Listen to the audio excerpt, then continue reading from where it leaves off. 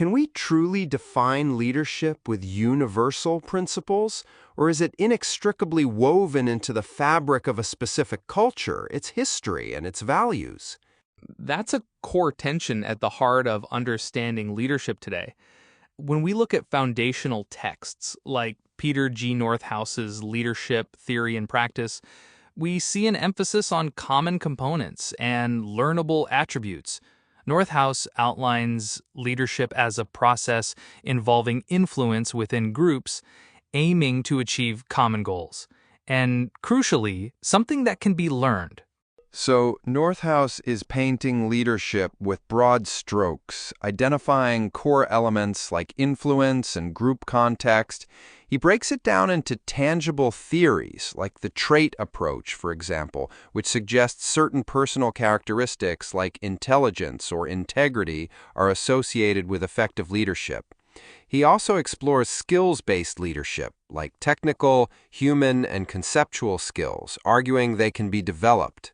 Precisely. He moves on to the behavioral approach, focusing on what leaders actually do, like balancing task-oriented and relationship-oriented behaviors.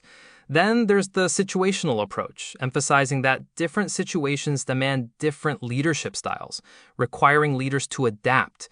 He even discusses how leaders help followers reach goals by removing obstacles, which is the path goal theory, and the idea that leaders develop different quality relationships with followers, known as leader-member exchange, or LMX.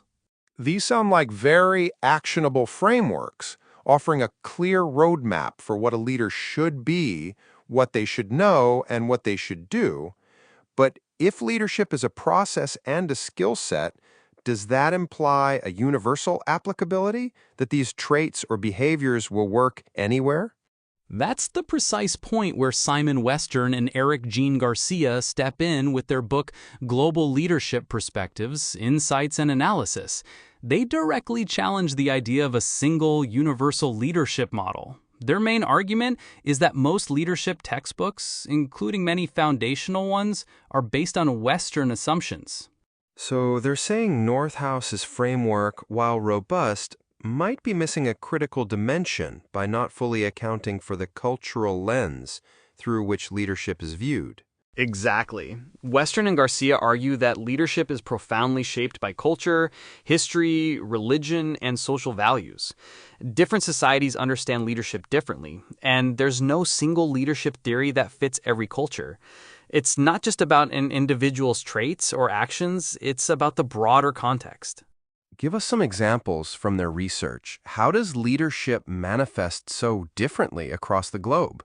Consider the Arab Middle East, where leadership is heavily influenced by Islam. Concepts like Ummah, the worldwide Muslim community, Diwan, a consultation or gathering place, and Wasta, using personal networks to achieve goals, are central. Leadership is relational and communal, not individualistic. The Prophet Muhammad's practice of shura, or consultation, is a real-world example of this cultural embeddedness. Quote, "and consult them in affairs," end quote, from the Quran directly shapes leadership practices there. That's a stark contrast to a purely individualistic view. What about other regions? In ASEAN countries, for instance, leadership emphasizes cooperation, consensus building, and avoiding direct confrontation. Harmony is paramount. A leader who might be seen as decisive and direct in one culture could be perceived as disruptive or disrespectful in an ASEAN context. Similarly, in Australia, there's a highly informal leadership culture, valuing equality and disliking excessive hierarchy. Leaders are expected to be approachable. So, in Australia, a strong, charismatic leader might not be as valued as someone who's seen as one of us and accessible. That's a fascinating difference. How does the past inform present leadership in other places? China's leadership, for example, is deeply influenced by Confucian philosophy, emphasizing respect for authority and collective interests over individual ones. Senior leaders are expected to guide and mentor. This contrasts with the US, where leadership often spotlights individualism, charisma, and competition. Martin Luther King Jr. is cited in North House as an example of transformational leadership, inspiring change through vision and moral leadership, fitting the U.S. emphasis on charismatic individual influence. It seems that what constitutes good leadership is not just relative, but almost culturally prescribed. The qualities I'd look for in a leader here in the U.S. might be counterproductive elsewhere. Absolutely. Scandinavian leadership, for example, highly values equality, has flat organizational structures, and shared leadership is common. They minimize hierarchy. This makes concepts like in-group and out-group from LMX theory, which describes how leaders have closer relationships with some followers, much more problematic there than in cultures where hierarchy is more accepted. So, Northhouse's theories provide a robust theoretical foundation for what leadership can be, but Western and Garcia highlight that its application and interpretation are fundamentally shaped by the local context.